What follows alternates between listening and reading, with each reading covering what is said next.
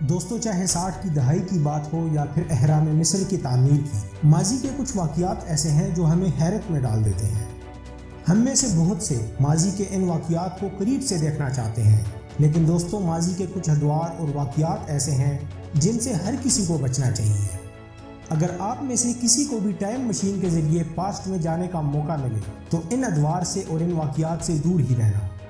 ہماری اس بظاہر خوبصورت نظر آنے والی زمین پر زندگی کا وجود تو ہے، لیکن اس کا ماضی بہت دردناک ہے۔ اگر آپ ماضی میں جھانکیں تو آپ کو ہر موڑ پر خطرہ اور پراسراریت نظر آئے گی۔ دوستو ڈو یو نو کی ویڈیوز میں ایک مرتبہ پھر سے خوش آمدید۔ دوستو اس ماضی کے سفر میں ہم سب سے پہلے یورپ کی طرف جائیں گے۔ سال 1347 طاعون۔ یہ بیماری سال 1347 میں اچانک ہی سامنے آئی تھی اور یورپ میں ہر طرف تیزی سے پھیلنا شروع ہو گئی تھی۔ تاریخ میں اس کا ذکر کہیں بھی نہیں ہے کہ اس کا پہلا شکار کون تھا، لیکن 5 سال کے اندر یورپ میں تقریباً 2 کروڑ لوگ اس بیماری سے ہلاک ہوئے تھے۔ اور یہ بیماری اتنی تیزی سے پھیلی تھی کہ اس نے محلے کیا، گاؤں کیا، پورے شہر ویران کر دیے۔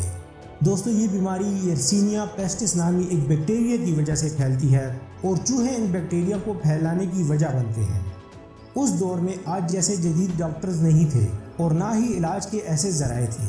اس بیماری کا علاج یہ جونکوں سے اور پودینے سے کر رہے تھے، لیکن وہ انہیں کچھ خاص فائدہ نہیں دے رہی تھی۔ جونکوں کو یہ زخموں پر رکھتے اور وہ ان کے جسم میں موجود خون کو چوستی رہتی، اور پودینے کو یہ کھانے میں استعمال کر رہے تھے۔ دوستو اس بیماری میں کسی بھی شخص کے بغلوں میں اور ناف کے نیچے مکروہ قسم کے پھوڑے نکلتے تھے۔ ان پھوڑوں میں بہت جلد ہی سوراخ ہو جاتے تھے اور ان سے خون بہنا شروع ہو جاتا تھا، اور اس کے بعد کوئی بھی شخص صرف موت کا انتظار کرتا تھا۔ دوستو موت کے انتظار سے بھی زیادہ بدتر یہ تھا کہ یہ بیمار شخص اگر گھر میں رہتا تو وہ اپنی موت سے پہلے اپنے بچوں کو، اپنی بیوی کو اور اپنے سب گھر والوں کو اپنی وجہ سے اس بیماری کا شکار ہوتے ہوئے دیکھتا، اور وہ بھی پھر اس کے ساتھ تڑپ تڑپ کر مر جاتے۔ اگر کوئی بھی اس بیماری کی علامات کے سامنے آتے ہی گھر سے دور ویرانے میں چلا جاتا تھا تو پھر اس کی اور اس کے گھر والوں کی کبھی ملاقات ہی نہیں ہوتی۔ اور ہاں دوستو یہ دور یورپ میں رہنے والے یہودیوں کے لیے بھی بہت مشکل تھا۔ اس وقت یورپ میں جتنے بھی مسیحی وزراء تھے انہوں نے ان پر الزام لگاتے ہوئے یہ دعویٰ کیا تھا کہ اس وائرس کے پیچھے یہودیوں کا ہاتھ ہے اور انہوں نے کنویں میں زہر ڈال کر اس وائرس کو پھیلایا ہے۔ دوستو اگر آپ کو ماضی میں جانے کا موقع ملے تو یاد رکھیں اس دور میں یہاں کبھی مت جائیں، کیونکہ آج کے انسان کا امیون سسٹم اس دور کے انسان سے بہت کم ہے۔ جی ہاں، ہر طرف صاف ستھرے ماحول کی وجہ سے اور جدید ٹیکنالوجیز کی وجہ سے ہماری قوت مدافعت بہت کمزور ہو چکی ہے۔ مائی کیوریس فرینڈز، بہت سے لوگوں نے پومپی کی کہانیاں تو سن رکھی ہیں۔ 79 یعنی 79 عیسوی میں وہاں ہونے والی ہولناک تباہی جو ایک پہاڑ کے پھٹنے کی وجہ سے ہوئی تھی، پورے علاقے کی رونق اور چکا چوند کچھ لمحوں میں ہی ختم ہو گئی تھی۔ اس طرح کا واقعہ ایک اور شہر میں بھی ہوا تھا، ہرکولینیم میں، لیکن بہت کم لوگ ہی اس شہر کے بارے میں جانتے ہیں۔ اس میں ہونے والی تباہی بھی بالکل پومپی کی طرح کی ہی تھی۔ دوستو اس سے بڑی کوئی بدقسمتی نہیں ہوگی کہ آپ ماضی کا سفر کر رہے ہیں اور آپ کسی بھی وجہ سے اس دن اور اسی جگہ پر آ کر سٹے کرتے ہیں۔ پھر کیا آپ کو 900 ڈگری فارنہائٹ کے والکینک میٹر اور آگ کے برسنے والے شعلوں کا سامنا کرنا پڑے گا۔ اس والکینک میٹر اور انسانی جسم کے درجہ حرارت کے درمیان کے اتنے بڑے فرق کی وجہ سے آپ کا دماغ فوراً ہی پگھل جائے گا اور آپ کا سر پھٹ جائے گا۔ دوستو اس آتش فشاں کے پھٹنے سے پہلے ہی قصبے کے مکینوں کو معلوم ہو گیا تھا اور بہت سے لوگوں نے تو راہ فرار بھی اختیار کر لی، اور 400 سے زیادہ لوگ جو اس قصبے سے نکلنے کی کوشش کر رہے تھے وہ اسی وقت مارے گئے، کیونکہ تب تک دیر ہو چکی تھی اور آتش فشاں پھٹ گیا تھا۔ اور اس کے علاوہ جو لوگ قصبے میں رہنے کی ضد کر رہے تھے وہ تو فوراً ہی ختم ہو گئے تھے۔ دوستو ہرکولینیم کے بارے میں زیادہ تر لوگ اس لیے نہیں جانتے، اس کا زیادہ تر حصہ یعنی فن تعمیر تاریخ میں کھو چکا ہے اور اس کا 75% حصہ ٹھوس آتش فشاں مادے کے نیچے دفن ہے۔ جبکہ اگر ہم پومپی کی بات کریں تو یہ صرف 9 فٹ راک کے کمبل کے نیچے دفن ہے، جبکہ اس قصبے کے اوپر راک کی 75 فٹ کی ایک موٹی اور سخت تہ ہے اور یہ شہر اس کے نیچے دفن ہے۔ دوستو دوسری جنگ عظیم کے دوران 8.5 کروڑ لوگ ہلاک ہوئے تھے۔ ان میں تقریباً آدھے تو فوجی تھے جن کا اس جنگ سے براہ راست تعلق تھا، لیکن ان ہلاکتوں میں کروڑوں ایسے بھی تھے جن کا اس جنگ سے کوئی تعلق نہیں تھا۔ وہ عام سویلینز تھے، لیکن ان سویلینز کے لیے بھی یہ دھماکے وغیرہ روزانہ کی بنیاد پر ایک بھیانک حقیقت تھی۔ مائی کیوریس فرینڈز، ڈریسڈن جو یورپ کا بہترین ثقافتی مرکز تھا، اس پر تو بمباری کے مناظر ہی کچھ اور تھے۔ ڈریسڈن پر ایسی بمباری ہوئی کہ اس میں 35,000 افراد مارے گئے، اور ان میں سے کسی ایک کا بھی اس جنگ سے کوئی لینا دینا نہیں تھا۔ ان لوگوں کا بس یہی ایک گناہ تھا کہ یہ اس شہر میں رہتے تھے۔ دوستو، آج بھی جب اس واقعے کا ذکر ہوتا ہے تو کوئی بھی یہ نہیں بتا پاتا کہ ڈریسڈن پر بمباری کیا کوئی خاص حکمت عملی تھی یا پھر یہ محض پاگل پن اور طاقت کا ایک وحشیانہ مظاہرہ تھا۔ لیکن دوستو، تمام مورخین اس بات سے متفق ہیں کہ ان دنوں ڈریسڈن اپنے مکینوں کے لیے جہنم بن گیا تھا۔ 13 فروری 1945 کو 800 برطانوی پائلٹس نے اس شہر پر حملہ بول دیا تھا۔ 800 جہاز، انہوں نے تقریباً 1400 ٹن کے قریب بم گرائے اور 1100 ٹن کے قریب انہوں نے آگ لگانے والا دھماکہ خیز مواد اس شہر پر گرایا۔ یہ شہر چند لمحوں میں ہی ملبے کا ڈھیر بن گیا تھا۔ اس کے پھر اگلے دن مزید 300 بمبار جہاز شہر کی نقل و حمل کے تمام راستوں کو تباہ کرنے کے لیے آئے، اور وہ جتنی بمباری کر سکتے تھے انہوں نے کی۔ اور اس کے 2 دن کے بعد پھر 200 جہاز شہر کی بچی آخری رہی سے ہی کسر نکالنے کے لیے آئے، اور انہوں نے سب کچھ تباہ کر دیا۔ ڈریسڈن میں ایک عجیب سا منظر تھا، ہر عمارت کو تباہ کر دیا گیا تھا، اور پھر جو ملبہ تھا اس پر بھی بمباری کی گئی تھی، اور یہ شہر کئی دن تک مسلسل آگ میں جلتا رہا۔ دوستو، یہ کہنے میں تو میں بالکل بھی نہیں ہچکچا رہا کہ اگر ان دنوں میں آپ شہر کی مرکز کی طرف سفر کر رہے ہوتے تو اس کا سیدھا سیدھا مطلب موت تھا، کیونکہ ان دنوں یہاں بہت خوفناک حالات تھے۔ دوستو، پہلی جنگ عظیم میں ایسے بدترین قسم کے حالات انسانیت نے اس سے پہلے کبھی نہیں دیکھے تھے۔ نئی جدید ٹیکنالوجیز یعنی مشین گنوں، ٹینکوں اور زہریلی گیسوں نے پچھلی جنگوں کے مقابلے میں ہلاکتوں کو کئی 100 گنا تک بڑھا دیا تھا۔ اس جنگ میں تقریباً 2 کروڑ لوگ مارے گئے تھے، اور یہ سب انتہائی بے دردی سے مارے گئے تھے، اور افسوس کی بات یہ ہے کہ ہر فریق کا مقصد صرف دوسرے کا خون بہانا تھا۔ مائی کیوریس فرینڈز، عملی طور پر اس طرح کے واقعات کو گرڈ لاک کہتے ہیں۔ اس کا مطلب یہ ہے کہ یہاں انسانوں کی بہت زیادہ تعداد صرف یہ دیکھنے کے لیے ہی خود کو ختم کروا دیتی ہے کہ آخر میں کون بچے گا۔ اور اس پیش رفت میں کئی بار ایسا بھی ہوا کہ زمین کے صرف 1 انچ کے فاصلے پر ہزاروں فوجی مارے جاتے ہیں۔ لیکن سومی اور ورڈن جیسی جگہوں کے میدان جنگ میں موت ملنا بھی خوش قسمتی تھی۔ یہاں کے خندقوں یعنی مورچوں کے انتہائی بدترین حالات تھے۔ یہ تمام خندقیں انتہائی جلد بازی میں اور بغیر سوچے سمجھے کیچڑ والے علاقے میں کھودی گئی تھی، اور ان کی کھدائی کا مقصد صرف خود کو محفوظ بنانا نہیں تھا، بلکہ انہی میں رہ کر انہوں نے آہستہ آہستہ آگے کی طرف بڑھنا بھی تھا۔ دوستو، دن نہیں، ہفتے نہیں، بلکہ کئی مہینے ایک ہی جگہ پر یہ پھنسے رہتے، اور اس وجہ سے ان کے لیے بہت سے مسائل پیدا ہونا شروع ہو گئے۔ سردیوں کے موسم میں مسلسل گیلے رہنے کی وجہ سے ان کا جسم آہستہ آہستہ سڑنا شروع ہو گیا، اور گرمیوں میں لاکھوں بیماریوں کی وجہ بننے والی مکھیوں سے بھی انہیں نمٹنا پڑا، جو پہلے انہی مورچوں میں پڑی لاشوں کے اوپر بھنبھناتی تھی اور پھر ان کی طرف آتی تھی۔ ہر طرف سے برسنے والی مشین گنوں کی گولیوں کی وجہ سے ان لاشوں کو اوپر دفنایا بھی نہیں جا سکتا تھا، کیونکہ ان مورچوں سے 1 سیکنڈ کے لیے بھی نکلنا سیدھی موت تھی۔ اکثر کئی لاشوں کو اکٹھا کر کے ٹیلوں میں دفن کر دیا جاتا تھا، لیکن جب بھی اوپر سے گزرنے والا کوئی بھی جہاز ان پر بم پھینکتا تھا تو ان کے اعضاء پھر باہر آ جاتے تھے، اور یہ پھر ارد گرد پڑے کئی دنوں تک اسی طرح سڑتے رہتے تھے اور بہت سی بیماریوں کی وجہ بنتے تھے۔ دوستو، بم تو مسلسل گرتے رہتے تھے، اور ان دھماکوں نے کئی لوگوں کو بہرا اور بہت سے لوگوں کو تو بالکل پاگل کر دیا تھا۔ اسے شیل شاک بھی کہتے ہیں۔ آج تو ہم شیل شاک کو پوسٹ ٹرومیٹک سٹریس ڈس آرڈر کی ایک شکل سمجھتے ہیں، لیکن اس وقت جو لوگ اس کا شکار ہو گئے تھے ان کو ان کے بڑے افسران نے بزدلی کا لیبل لگا کر خود ہی موت کے گھاٹ اتار دیا تھا۔ یہ مناظر اتنے خطرناک اور صفاقانہ تھے کہ کہا جاتا ہے کہ انہوں نے لارڈ آف دی رنگز میں مورڈر کی اس پیشکش کو بالکل براہ راست متاثر کیا تھا۔ اس وقت ہر زاویے پر موت تھی، بیماریاں تھیں، لاشیں تھیں، اور لاشیں بھی اسی طرح باہر پڑی گل سڑ رہی تھی۔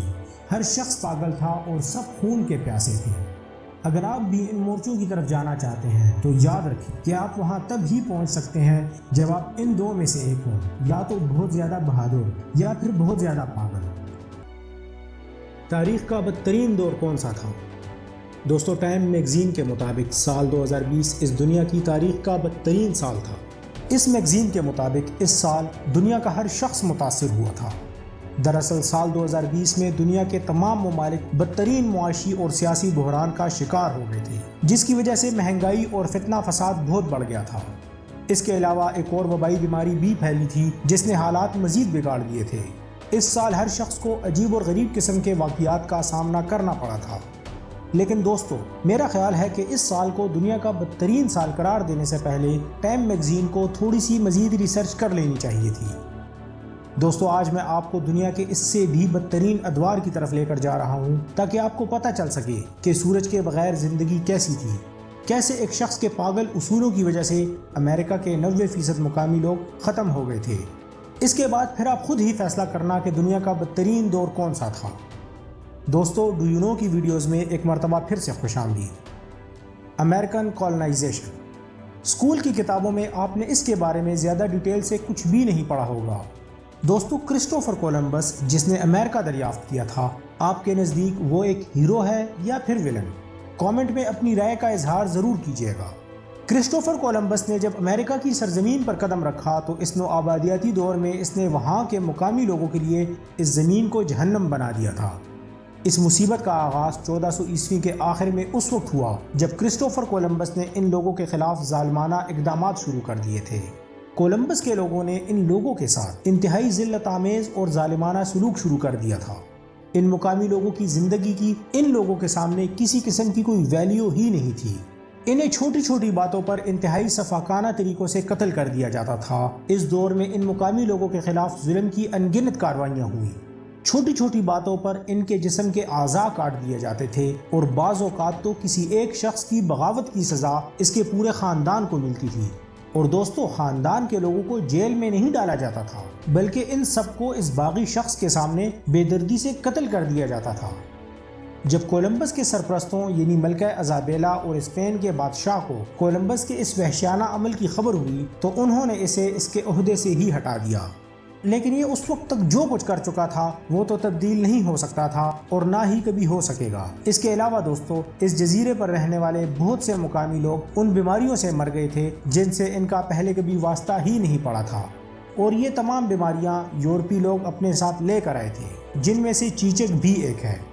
دوستو، چیچک بہت تیزی سے مقامی لوگوں میں پھیل گیا تھا اور یورپ سے آنے والے لوگوں میں اس بیماری کے خلاف قوت مدافعت موجود تھی۔ اس کی ایک وجہ یہ تھی کہ یہ اس کو اپنے ساتھ لے کر آئے تھے، اور دوسری وجہ یہ تھی کہ یہ پہلے بھی اس کا سامنا کر چکے تھے۔ لیکن مقامی لوگوں کے لیے یہ بیماری بالکل نہیں تھی اور ان کے جسم میں اس بیماری سے لڑنے کی طاقت ہی نہیں تھی۔ یہ بیماری بہت تیزی سے لوگوں میں پھیل گئی اور بہت سے امریکی اس بیماری سے مر گئے۔ دوستو، آپ ذرا خود کو وہاں کے ایک مقامی کے طور پر تصور کریں۔ اگر آپ کی سرزمین پر کوئی اور لوگ ایسے عجیب اور غریب ہتھیاروں کے ساتھ آ جائیں جو آپ نے اس سے پہلے کبھی نہ دیکھے ہوں، اور پھر وہ ان ہتھیاروں کے زور پر آپ کو اپنا مذہب اور ثقافت اپنانے پر مجبور کریں اور آپ کو آپ کی ہزاروں سالہ روایات چھوڑنے پر مجبور کریں، اب آپ تصور کر سکتے ہیں کہ وہ کتنا ظالمانہ دور تھا۔ اس وقت امریکہ کے 90% مقامی لوگ ختم ہو گئے تھے اور یہ دور تاریخ کے بدترین ادوار میں سے ایک ہے۔ یورپ کا جادو۔ مائی کیوریس فرینڈز، یورپ میں 1560 یعنی 1560 میں اچانک ہی جادوگروں کے خلاف کارروائیاں شروع ہو گئی تھی اور یہ عمل 1630 یعنی 1630 تک جاری رہا۔ عوام میں سے جس شخص پر بھی، خواہ وہ مرد ہو یا عورت، جس پر بھی یہ الزام لگا دیا جاتا تھا کہ اس نے جادو کیا ہے یا یہ جادوگر ہے، تو اسے موت کے گھاٹ اتار دیا جاتا تھا، اور موت بھی یہ بہت دردناک دیا کرتے تھے۔ ملزم کو یہ زندہ جلا دیا کرتے تھے، اور ان میں سے اکثر عورتیں ہوتی تھیں۔ عورتوں کو زیادہ تر آزاد خیال سمجھا جاتا تھا، اور اس دور میں معاشرے میں لوگوں نے عورتوں کے خلاف ایک عجیب سی رائے قائم کر دی تھی کہ ان کا جادو ٹونے کے علاوہ کوئی دوسرا کام ہی نہیں ہے۔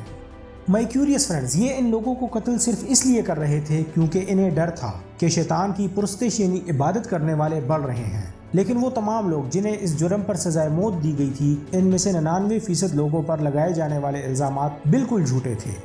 اس دور میں اکثر کوئی بھی اپنے کسی پڑوسی پر الزام لگا دیتا تھا کہ اس نے ہم پر جادو کیا ہے، یا پھر خاندان میں کسی بھی رشتہ دار پر الزام لگا دیا جاتا تھا کہ انہوں نے جادو کیا ہے، یا پھر کوئی ایسا شخص جس سے لوگ کسی بھی وجہ سے جلتے تھے، اور اس پر اگر لوگوں کا اور کسی قسم کا کوئی بس نہیں چلتا تھا تو اس پر بھی جادو کا ہی الزام لگا دیا جاتا تھا۔